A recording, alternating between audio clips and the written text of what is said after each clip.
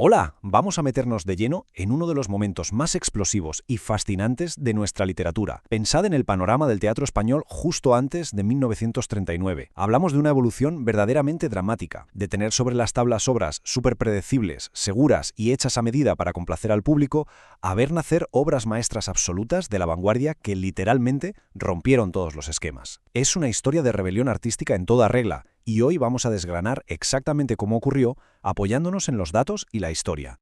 Para entender esta revolución vamos a hacer 4 paradas rápidas. Punto 1. El establishment del teatro comercial.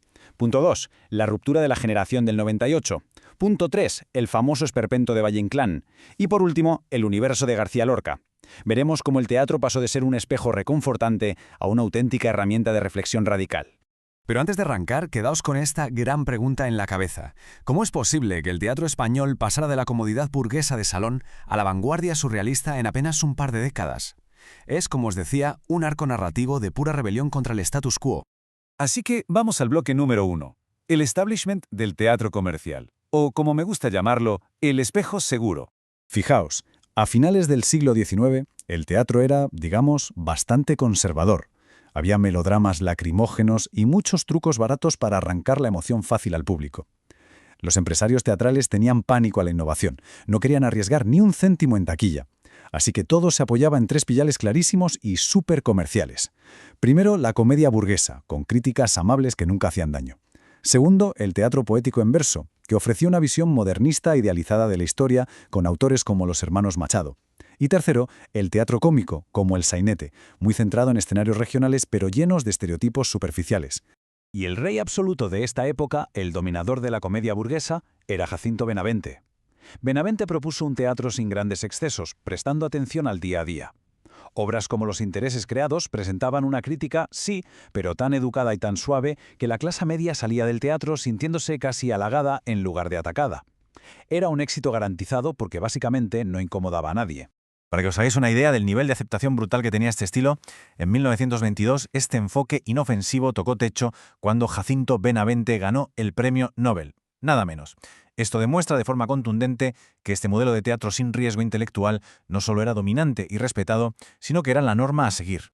Si ponemos frente a frente a las dos grandes máquinas de hacer dinero de la época, la cosa está clara. Por un lado, la comedia burguesa de Benavente con sus críticas de guante blanco, y por otro, el teatro cómico de autores como los hermanos Álvarez Quintero, que vendían una imagen de Andalucía totalmente de cartón piedra, superficial y tópica. En ambos casos, el teatro era solo un espejo bonito para que el espectador se viera bien. Cero intención de cambiar el mundo. El objetivo era vender entradas y punto.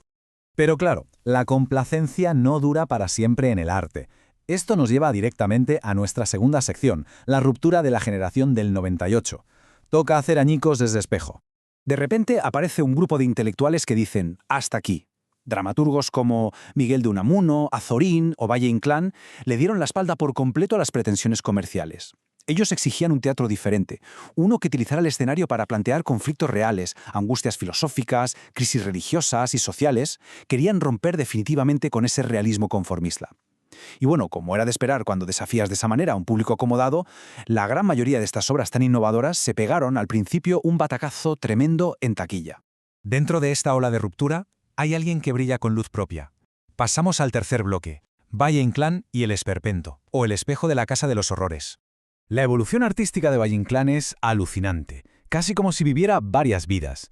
A principios de siglo tenemos su ciclo del mito, súper centrado en una Galicia intemporal y mágica. En los años 10 salta al ciclo de la farsa, riéndose de la estética cortesana y ridícula del siglo XVIII. Pero el giro de guión monumental llega a partir de los años 20 con el ciclo del esperpento. Aquí abandona el modernismo elegante y se lanza de cabeza a una crítica social salvaje mediante una distorsión visual y literaria brutal. Pero a ver, ¿qué es exactamente esto del esperpento? Pues es una técnica genial que se inventa Valle-Inclán que no busca ser natural, sino todo lo contrario. Presenta la realidad de España deformada sistemáticamente, de forma exagerada y burlesca. Es como mirar el mundo a través de esos espejos cóncavos de las ferias. El objetivo es dejar al espectador en shock y obligarle a darse cuenta de lo absurdo y miserable que es su propio entorno. Un mecanismo, por cierto, súper parecido a la técnica del distanciamiento que haría famoso a Bertolt Brecht poco después. Cuando revisas los documentos y textos de la época, la ruptura es más que evidente. Hay una densidad teórica totalmente nueva. Y la obra que inaugura por todo lo alto esta revolución, en 1920, es indudablemente Luces de Bohemia. Luces de Bohemia es una maravilla dolorosa. Nos cuenta el último y agónico paseo nocturno por Madrid, de Max Estrella, un poeta ciego. Es una tragedia, porque a Max le quitan su dignidad, la sociedad le escupe en la cara, le meten preso y termina muriendo, ignorado y congelado en el quicio de una puerta. Y para rematar, es traicionado y robado por su propio acompañante latino Dispalitz. Con esto, el esperpento le arranca la máscara a los falsos valores de la sociedad española, enseñándonos una realidad cruel y ruin que se escondía bajo la ficción literaria. Y así llegamos a nuestro cuarto y último acto, el universo de García Lorca, el espejo que mira hacia adentro. Lorca es, el que consigue lo que parecía imposible, fusionar la ruptura radical de la vanguardia con el éxito abrumador en taquilla. Su teatro mira directamente al interior del alma humana, y lo hace evolucionando en 3 etapas muy marcadas. A principios de los 20 empieza tanteando la insatisfacción amorosa. Curiosidad, su primera obra, El maleficio de la mariposa, iba del amor entre un insecto y una mariposa y fue un fracaso absoluto. Luego, a finales de los 20, entra de lleno en la vanguardia, abrazando el surrealismo con obras casi imposibles para explorar los instintos ocultos. Y ya a los años 30 llega a su etapa de plenitud, ¡pum!, estalla en sus grandes obras maestras que ahora sí arrasan en los teatros. Si miramos estas obras de su etapa de plenitud, nos damos cuenta de algo clave. Aunque cambie el estilo, todas disparan de manera milimétrica contra las normas opresivas. Tenemos tragedias clásicas como Bodas de sangre y Yerma, que hurgan en los instintos reprimidos y la moral estricta. Tenemos Doña Rosita la soltera, que es un drama que destroza la mediocridad burguesa de provincias. Y, cómo no, La casa de Bernarda Alba, una alegoría brutal y desgarradora sobre el choque frontal entre el autoritarismo de una familia y el ansia de libertad. Y aquí reside el secreto, el hilo unificador de su éxito en los años 30. Absolutamente todas estas grandes obras tienen como centro indiscutible a la mujer. Lorca utiliza magistralmente la figura de la mujer marginada y sometida de la España rural y provinciana. No solo denuncia su situación, sino que la convierte en el símbolo universal de la lucha del ser humano entero por respirar en un entorno que lo asfixia. Y mirad esta cita porque creo que lo resume a la perfección. Hablando de Doña Rosita, el mismo Lorca la definió como el drama de, y cito, la cursilería española, de la mojigatería española. Ese era el nivel de desdén, el rechazo absoluto que sentía Lorca por esos ambientes mediocres que ahogaban de raíz cualquier deseo auténtico de ser libre o feliz.